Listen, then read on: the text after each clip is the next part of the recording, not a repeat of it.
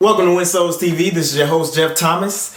And today, we will be talking about some great books that I've read over, when I first began to really start getting serious about my walk with the Lord. And it's been quite the journey. But the only thing that I will say about these books, okay? They are great books, but the source is always the Bible. So read your word like you are literally going to school. And what I mean is like read and study the Bible, okay? Study to show thyself approved, okay? And then also, when you read these books and I guess he got tired. When you read these books and they check out, which means that they're in alignment with what the word is actually saying, then do what those individuals have done to receive the very things that they have received. The Lord has given them great revelation on a lot of topics and understanding about a lot of topics. And so with that, it's our responsibility to not only digest that, but take it and use it. Okay? Knowledge isn't power. I hear a lot of people saying that. They say, oh, knowledge is power. No. Applied knowledge is power. So only the knowledge that you apply is where you're going to release that power. And we are filled with power, but it just seems like a lot of us don't know ourselves. Okay, so these are the books that I'm going to recommend. I'm trying to stick around with books that I have not previously recommended, but it's kind of inevitable, okay? But I'm going to start out with revival books. You might have heard that a lot of us, a lot of prophets and stuff around the world are talking about, revival is coming. Well, regardless of whether you believe that or whether I believe that or not, there has been revivals in the past that have broken out, and amazing experiences with the Lord have taken place. And with those specific things, regardless of whether revival breaks out or not, you can perform those things wherever you are. You can be a walking revival wherever you are. So without further ado, here we go. I found this book. It is called The Fire That Never Sleeps by Michael L. Brown and John Kilpatrick. And basically this book is about keeping revival in your constantly in your life for the rest of your life.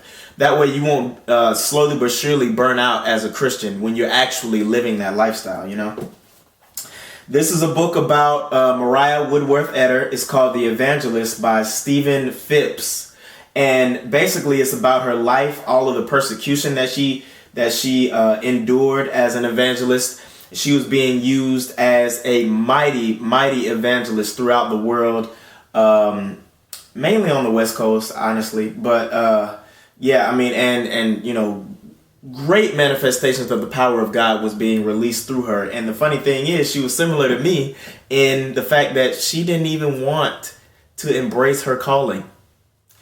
Anyway, let's move on. Now, this is a great book. Now, it's huge. It's like 500 and some pages. But, if you can read through the Bible, then you can read this book, okay? Now, it says this book is called The Fire That Once Was. And basically, it's like a compilation and collection of revival classics by Frank DiPietro. Okay, and this is an amazing, great book. It is just filled with Bible knowledge, Bible understanding. Not just that, but also it talks about revival. Okay, and then it also talks about the sermons that were preached during revival and how much power was released through those specific individuals. And you will find that a lot of the stuff that was preached then is still needing to be preached now, but a lot of, pastors and people that are, big name ministers have kind of strayed away from preaching messages that are that forthcoming and that honest and that open because of the simple fact that, a lot of people don't want to deal with spiritual things. A lot of people, it's just kind of like we'll sit and talk about or sing about, our God is a supernatural God, but then as soon as he shows up supernaturally, we don't want anything to do with it. Just being honest. And then one of the last books here is called John G. Lake. And it is a book about his life, his sermons, his boldness of faith. It has his testimony in here, and this is a pretty thick book as well, but you really want to read about this guy, okay? Him and Mariah Woodworth Etter, those two were like pioneers in terms of bringing revival and specific things throughout their walk. Now, let's go into it here. Okay. So this book is actually out of print. It's by Randy Schenkel. And this is called The Merismos. And basically it just talks about the three components that we are filled with. Like it talks about in 1 Thessalonians, body, soul, and spirit. Okay. And it talks about the distinction between them. And then it talks about, how can we move out of a specific lifestyle that is filled with the spirit, and being able to determine what's going on with our soul as an account of that. Okay. Now, along with that, this is kind of like the spiritual stuff that is going on. And so this is like the spiritual section. So this is a book by Bruce D. Allen, and it is called Biblical Secrets of a Supernatural Lifestyle, or Biblical Secrets of a Supernatural Life. And it's a part of his School of the Supernatural. Now, in this book, he goes into, specific things concerning our birthright, how we need to be walking out of our identity, and, just filled with spiritual experiences and how we can encounter them, okay? So a lot of people come to my channel because of the Seeing in the Spirit video that I made like almost 2 years ago now. So with that, like this in conjunction with your desire to want to live a holy life can take you a lot of different places. So these are the GOATs right here. GOATS. Okay, these two right here, man. Michael Van Vlymen and Praying Medic. Michael Van Vlymen wrote How to See in the Spirit, and Praying Medic wrote Seeing in the Spirit Made Simple. These two books changed the entirety of the rest of my life, okay? After I read this book, I really understood that, the Lord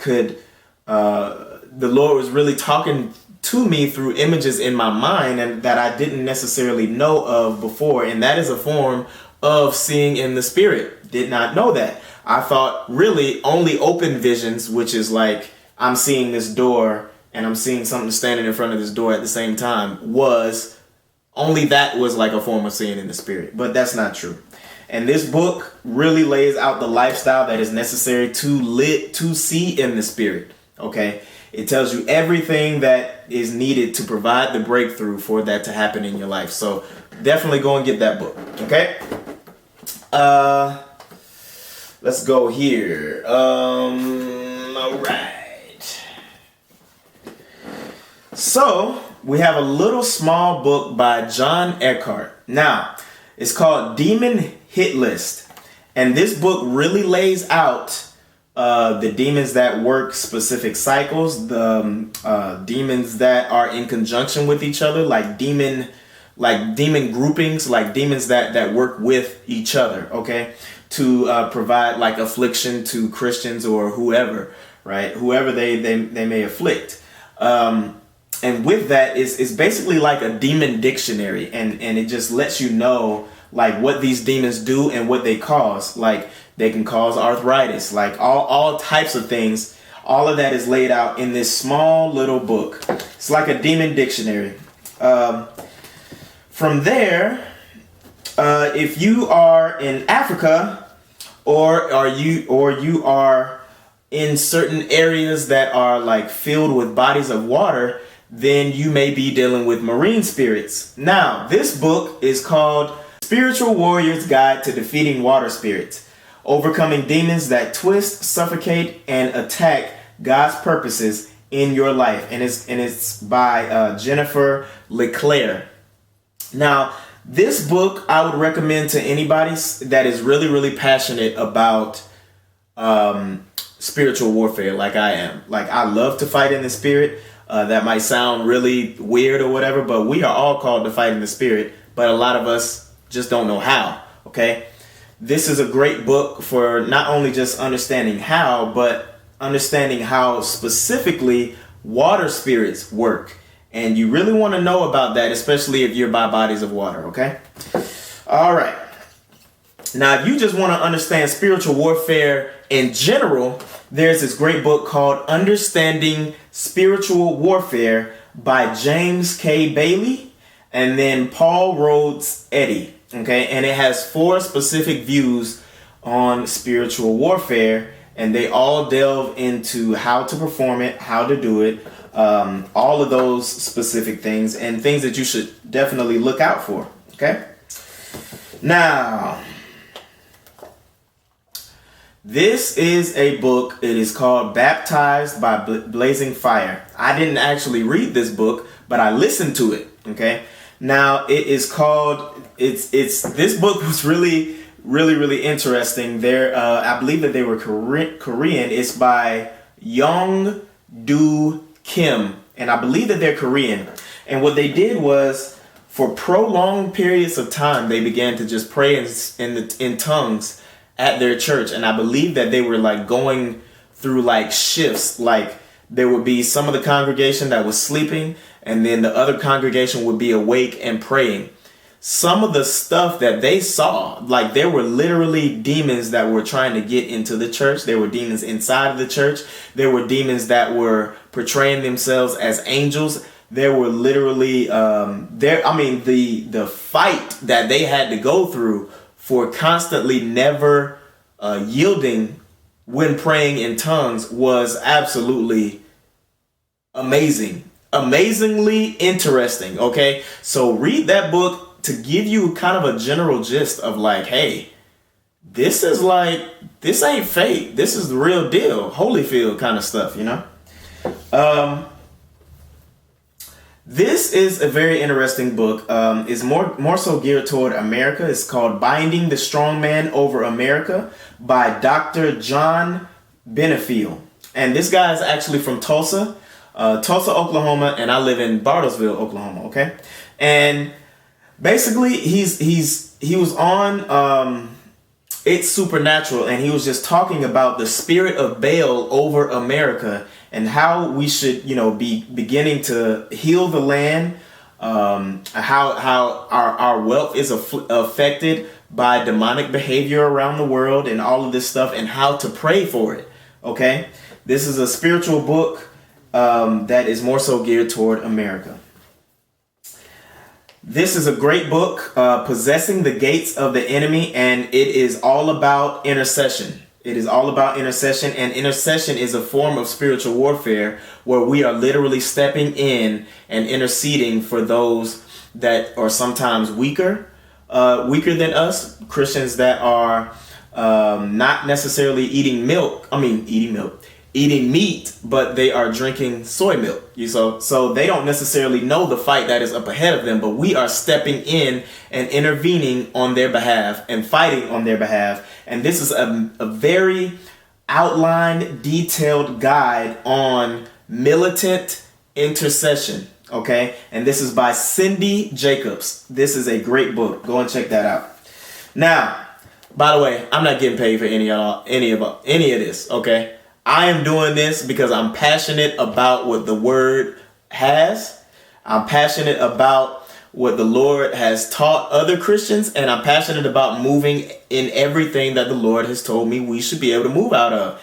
And if it is that you don't necessarily understand it, you don't know God's voice, get a book on it. Try and understand it. Give everything that you got with what you have, okay? Try to understand it yourself. And this is a great book. This has stood the test of time.